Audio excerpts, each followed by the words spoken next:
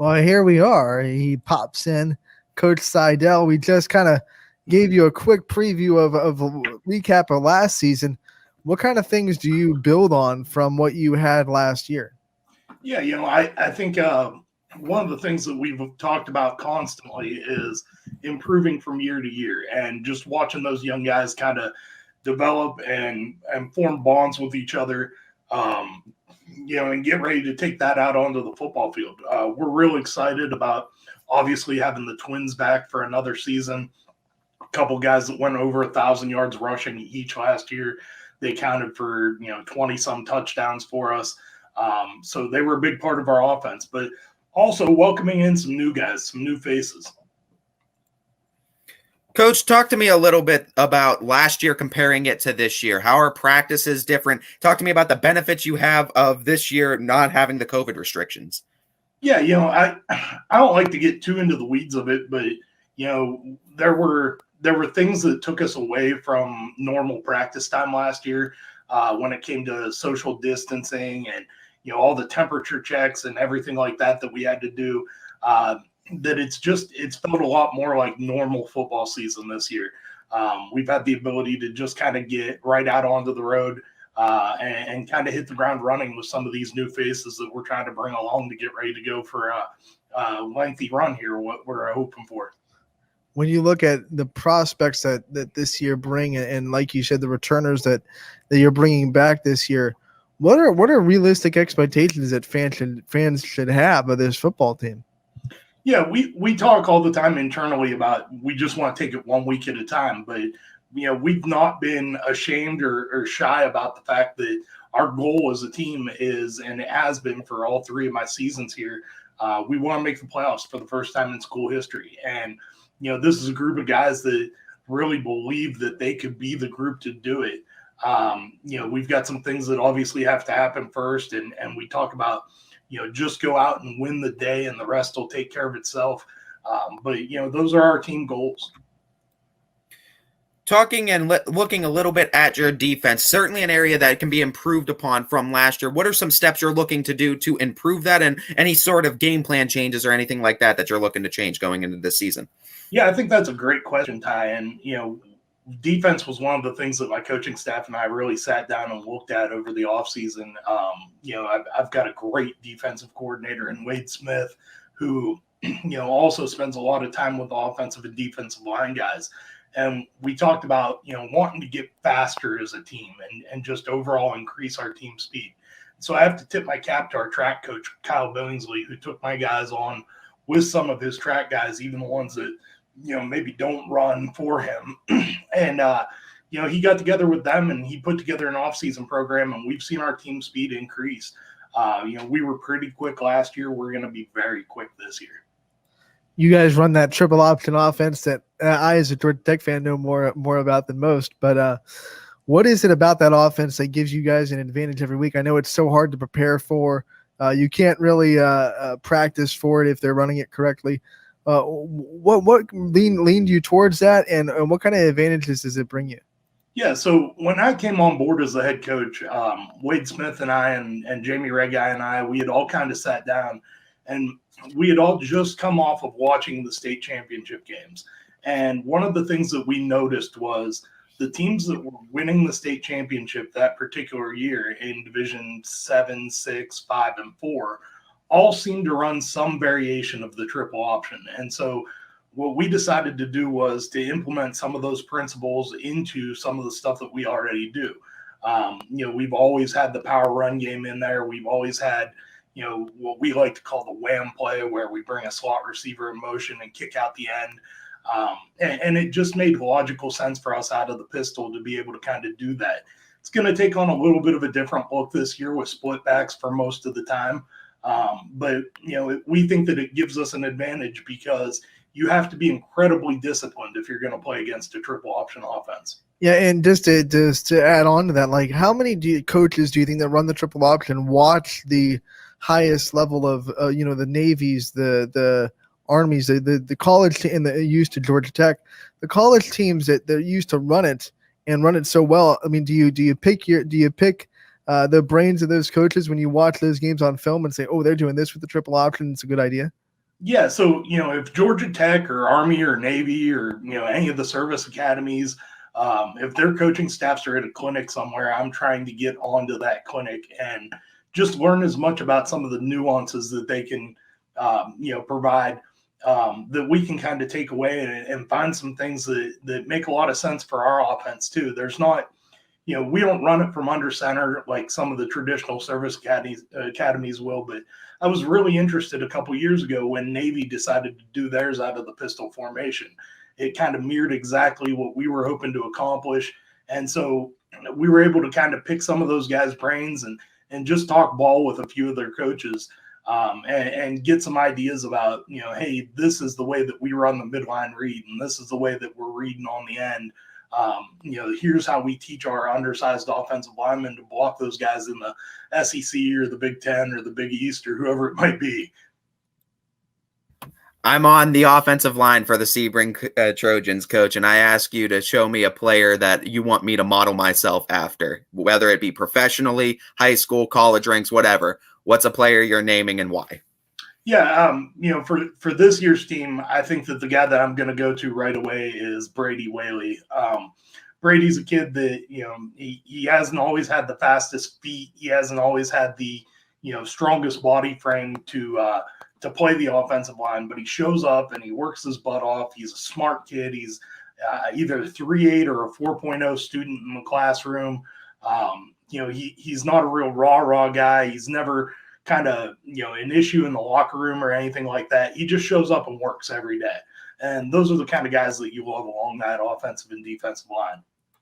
What's the theme for this football team this year? I mean, you're strong on social media, and I'm sure you have kind of a theme every year that you try to bring to your guys.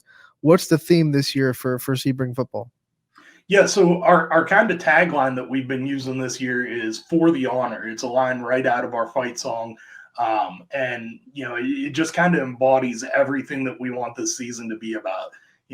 Why are you doing the things that you're doing? Well, we're doing it for the honor of our program, for the honor of our district, for the honor of our community. And so that's kind of what we've been drilling home with our guys this year. Coach, looking a little bit at your schedule, we already know the conference play of the Scarlet Tier as well as the non-conference games you have. If I have one ticket to go to any Sebring Trojans football game this year, which game are you pointing me to and why? Oh, geez. I think week one's going to be really exciting. It's going to be a great atmosphere over there in Salem as we take on Leetonia. This is going to be upwards of almost 80, 90 times that this game's been played, going back to the days that we were Tri-County rivals all the way back to 1932. So I think it's going to be an exciting atmosphere. Coach Julia always has his guys, ready to go for the opener. And we're hoping that we can kind of come together and gel and be ready to go over there to Salem and enjoy a great atmosphere and hopefully come home with a win. With these previews, we always like to break down the team schedule. I don't know if you have yours right in front of you, Matt, but why don't you have the honor of running down your schedule, and maybe me and Ty will circle a couple games that we find interesting. Yeah, so we talked a little bit about Leetonia already, and I do think Coach Julia always does a great job of having his guys ready. That's going to be an exciting game, and to have that on kind of a neutral site on a Friday night when Salem's got a game, I believe Thursday that week, I'm expecting a pretty decent sized crowd because both communities touch that community as well. Week 2, we go up to Spire Institute on Saturday, and this will be the first ever meeting for us with St. John's. I'm looking forward to seeing that Spire facility and just getting a chance to, open weeks 1 and 2 on turf, and maybe, have a little bit different of a crowd up there, an hour and a half, 2 hours almost away.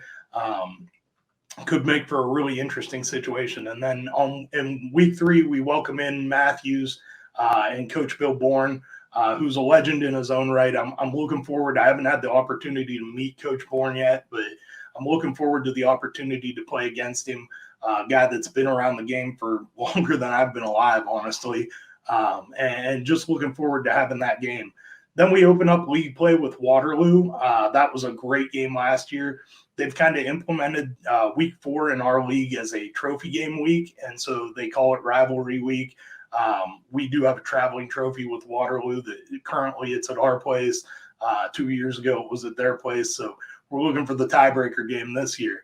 And then we get into the rest of the heart of our league schedule. And I think that, there's really solid programs within the MVAC Scarlet tier.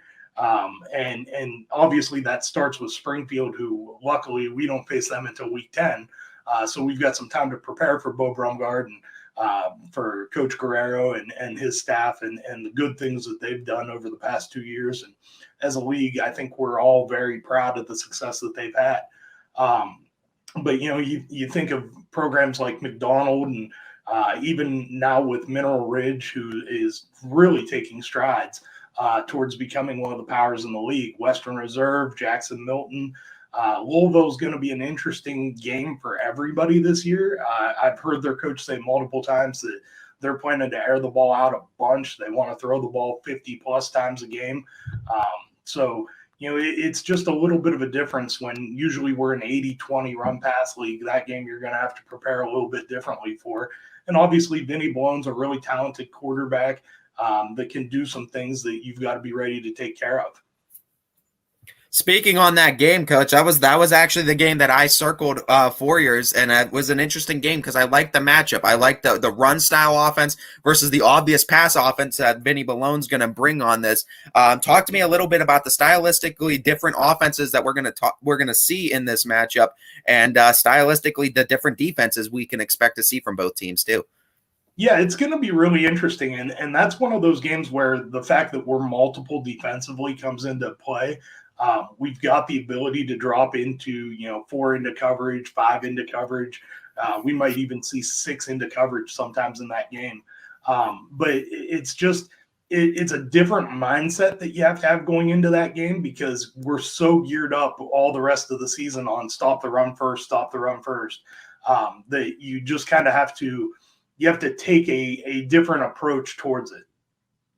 Yeah, and one of the games that I'm looking at, just because when two teams that love to run so much kind of square up with each other, it's always going to be a fun time. The McDonald game. I mean, McDonald is historically known for how much they love to run the ball. Talk about them and what it's going to be like going up against a game where it's all going to be about ball control and who can hold on to the ball the longest. No, you're right. And, that's always a game that I've got circled on my schedule. McDonald obviously has perennially been a powerhouse in our league and in our conference. Coach Williams has done a tremendous job there for a lot of years. They had some key losses this year, but I think that's really going to be a measuring stick game for us this year to see, how good could we potentially be. Coach always has his team ready to go. We're at their place this year. I believe that's week 5 that we're going to be over there. And so it's going to be a lot of fun. That might be one of the quickest games in the state this year too.